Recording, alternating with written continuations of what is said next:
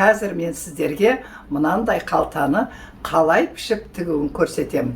Бұны бұрын соңды тігіп көрмеген қыз келіндер де оп-оңай түрінде тігіп үйрене аласыздар. Соңына шейін мұқият қарасаңыздар болғаны. Ұнаса лайк басып, подписаться етіңіздер, колокольчикті басып, комментария жазыңыздар.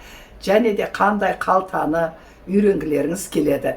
Келесі түсірілімде осы костюмнің сіздерге жағасын қалай салуын көрсетемін, костюм жағаны. Сол үшін жіберіп алмай, мұқият менің YouTube каналымды көріп отырыңыздар. Және де туған туыс бауырларыңызға да жіберіңіздер. Олар да көріп, үйреніп алсын. Кәні кеттік, үйренейік енді. Мінекей, қазір біз 46 размерлі костюм піштік. Біз осы жерден бір 4 сантиметрдей жағасына аламыз. Мен 4 алып жатырмын. Енді осыны сызып аламыз бұлай.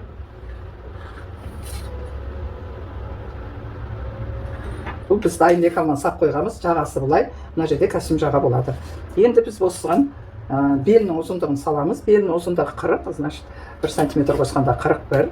Бұны бұлай сызып аламыз да. Енді выточкамыздың арасы 10 болады. Мінекей 10. Мына жерден де 10 аламыз төмен жағынан. А мына жақтан бізде 26 сантиметр выточкамыз осы жер. Ара қашықтығын 10 алып аламыз. Міне. Енді осы точкаларды қоса саламыз. Міне қостық. Мына белі. Осы белден біз 3 сантиметрде төмен түсіріп, ол өздеріңізге байланысты қанша түсірсеңіз де, мен сәл қиғаштап алып тұрмын. Міне осы жерден осындай қалта саламыз. Ол қалтаға біз мынандай маталарды кесіп алып дайындадық. Мінекей. Мынандай мата алды дайындап. И мынандай тағы бір мата керек, бұл қалта түбіне. Бұлай қол салғанға. Міне осындай зат алдық. Енді біз мыналардың бәріне дублерин жабыстырамыз. Мына манжеттерді түзу кесіп, қазір дублерин жабыстырамыз. Ол үшін енді біз мынау қалтамызды алып, мына жерден кесіп аламыз. Тура осы жерге кесті. Жоғары қарай біраз кесеміз, манжетіміз сыйғанша. Төмен қарай 1 сантиметрдей кессек болады. Көріп тұрсаңыздар, міне осылай кесіп алдым. Міне болды, бұл кесімді. Енді бізге мынаны түзеп, манжетімізді туралап аламыз. Ол үшін біз бұның бәрін сызамыз. Түзу қылып.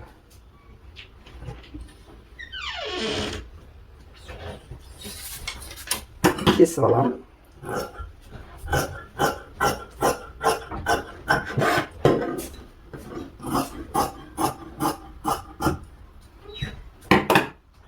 Міне кесіп алдық. Қазір біз осы жерге дублерин жабыстырамыз кесіп. Мінекей мына біздің дублерин. Осындай кусок дублеринімізді алып, бұлай бүктеп, дублеринді қалта екеу ғой манжет. Сол себептен біз 2 қабат қып алған жақсы қыздар. Мінекей үсіп қоямыз да, әзір біз бұл дублеринімізді қып аламыз.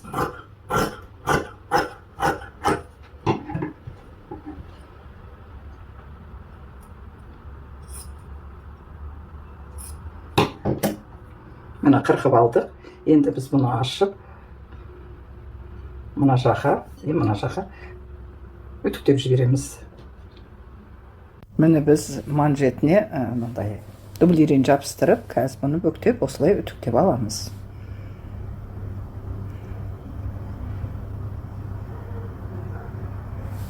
Міне манжетке дублерин жабыстырып, біз бұны бұлай үтіктеп алдық. Енді бұны 3 сантиметрден тегіс сызып, осы екеуінде бірдей қып сызып, екі қалтасы екі жақтығы мінекей сызып алдық. Қазір осы сызықпанан мынау қырыққан жерге қойып, бұлапқа шаншып өлшем тігіп шығамыз.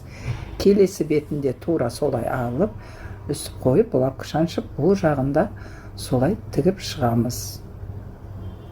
Міне қазір біз кесіп қойған жерімізге мына қалтаны қоямыз. Өзде қиғаш қырқып алдым бұны да.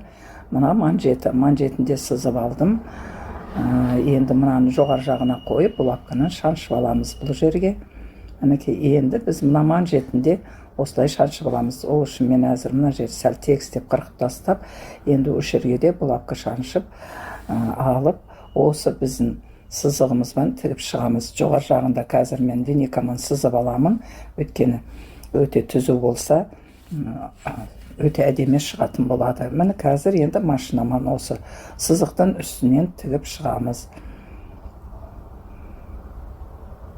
Міне осылай тігіп шығам. Мынаның арасын көрсеңіз, ана жерде 1 сантиметрдей бұлай қойып, аяғына шейін тігіп шықтым. Енді қазір келесі бетінде тура солай мына сызған сызықтың үстіменен тігіп шығамын. Міне бәрін тігіп шығып, мен кейін оверлоктап тастаймын. Мен астарсыз тікпекшімін костюмді. Астарсыз тіккен костюм өте жеңіл, оңай болады. Сіздерге алғаш үйреніп жүргендерге. Мінекей осылай шықты. Енді ішіне қойып, мынаны былай қойсақ, көрсеңіз осылай әдемі болып тұр. Енді бізге қалта түбін мына жерге жалғауымыз керек. Ол үшін мына жерге мынаны қойып, осылай жағынан аударып алып, бұл жағында 1 сантиметрмен тігіп шығамыз. Булавкамызды шаншып алып, мінекей осылай тігіп шығамыз. Шаншып веникамен сызып алу керек обязательно, сол түзу тігу үшін. Көп қыздар мынандай қисық-қисық қылып тігеді, сол қисайып кетпеу үшін. Осылай үйренсеңіз, тез үйреніп кетесіздер. Мінекей болды, қазір көреміз. Бұлай ашып, бұны қарап тұрсаңыз, осылай шықты, ішіне сап қоямыз. Мінекей мынағында осылай салып, мына жерін тігісімен тігісін тура келтіріп, бұяқта булавка шаншып аламыз. Қазір мынағы өзі келе қояды. Өте әдемі болып, енді қайтарамыз да, осы жерден мына ашық жер бар ғой. Мына ашық жерді, ашық көрсеттім, сол жерді бірінші тігіп аламыз. Ары-бері кетпеу үшін міне кесіп алдық. Енді мына қалта түбін тігіп шығамыз бұлай. Оны да тегістеп кесіп тастаймыз. Бұл жердің бәрін біз кейін оверлоктаймыз.